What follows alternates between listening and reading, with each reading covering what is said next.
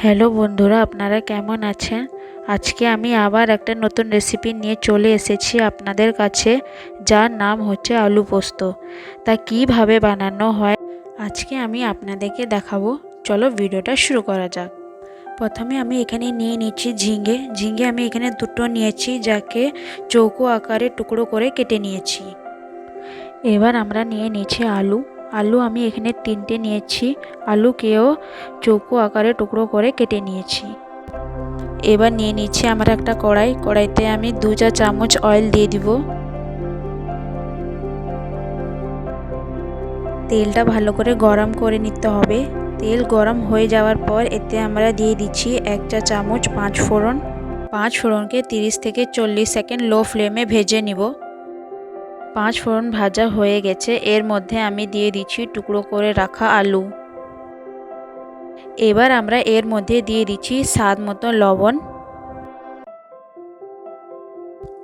4 থেকে 5 minute high ফ্লেমে আলুটাকে ভালো করে ভেজে নিব। আলু ভাজতে ভাজতে আমরা পোস্তকেও এবার আমরা নিয়ে নিচ্ছি মিক্সি জারে আমরা দিয়ে দিচ্ছি 3 চা চামচ পোস্ত।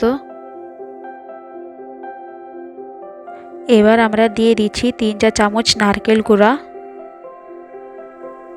আর দিয়ে দিচ্ছি 3টে কাঁচা লঙ্কা। এবার আমরা একে পেস্ট করে নিব। আপনারা দেখতেই পাচ্ছেন যে আমি এখানে পোস্তকে পেস্ট করে নিয়েছি। 4 থেকে 5 মিনিট হয়ে গেছে, আলুটাও ভালো করে ভাজা হয়ে গেছে। এবার আমরা এতে দিয়ে দিচ্ছি টুকরো করে রাখা ঝিঙে।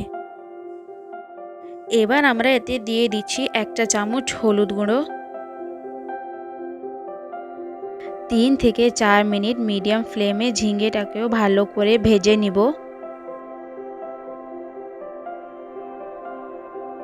3 থেকে 4 মিনিট হয়ে গেছে, এবার আমরা এতে দিয়ে দিচ্ছি পোস্ত বাটা।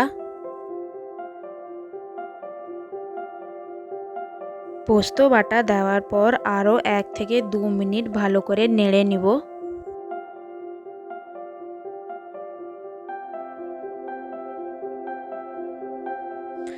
এক থেকে 2 মিনিট হয়ে গেছে, এবার আমরা এতে দিয়ে দিচ্ছি জল।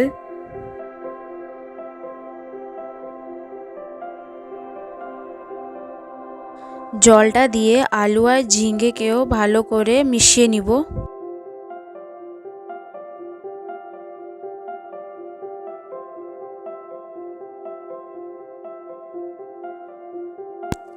এবার লো ফ্লেমে 5 মিনিট আলুটাকে সেদ্ধ হতে দিব। 5 মিনিট হয়ে গেছে, এবার আমরা এতে দিয়ে দিচ্ছি 1 চা চামচ লঙ্কা গুঁড়ো আর দিয়ে দিচ্ছি 1 চা চামচ হলুদ গুঁড়ো। এবার ভালো করে নেড়ে নিব।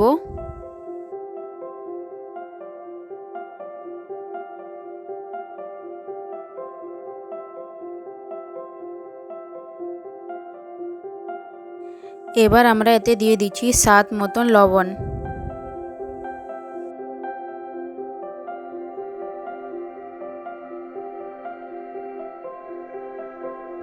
লবণ দেওয়ার পর 3 থেকে 4 মিনিট আরও ভালো করে ফুটিয়ে নিব, জল শুকনো হওয়া অবধি। অনেকে এরকম ঝোল ঝোল পোস্ত খেতে পছন্দ করেন, তবে যদি পোস্তটা একটু মাখা মাখা হয় তাহলে স্বাদটা আরও ভালো হয়। এবার আমরা এতে দিয়ে দিচ্ছি অল্প চিনি দিলে পোস্ত স্বাদ আরও দুগুণ বেড়ে যায়।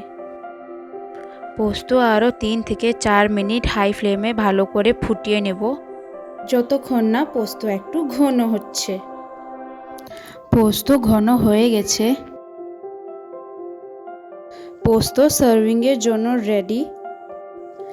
আমার এই রেসিপিটা আপনাদের কেমন লেগেছে কমেন্ট করে নিশ্চয়ই জানাবেন। আর আমার এই চ্যানেলটাকে লাইক, শেয়ার, সাবস্ক্রাইব করতে ভুলবেন না।